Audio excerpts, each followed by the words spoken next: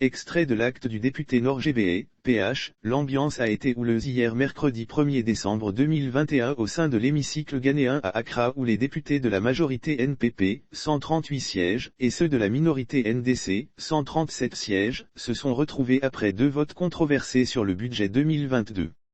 En l'absence du président du Parlement, le premier vice-vice-président, Joseph Ozeouzu, a présidé la séance sur fond de dispute entre les députés des deux courants.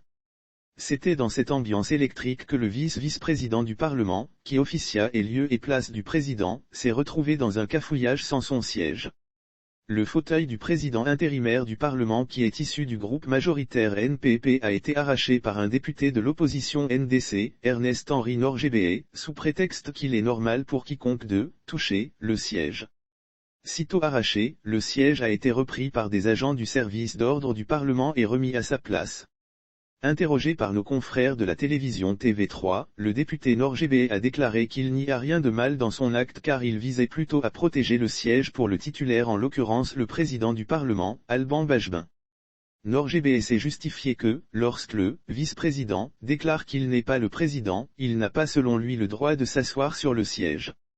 À l'origine des faits, les deux groupes parlementaires discutaient sur une règle portant sur le remplacement du président du Parlement. La partie était devenue tendue après que le vice-président ait décidé de rejeter une motion déposée par le groupe minoritaire NDC. Avant de passer au vote, le vice-président s'est joint aux 137 élus de son groupe NPP pour avoir le quorum des 138 députés. Le budget 2022 a été rejeté le 26 novembre dernier par les députés de la minorité NDC en l'absence de leurs collègues de la majorité NPP qui ont boycotté la session. Comme un retournement de situation, le même scénario s'est répété mais à l'inverse.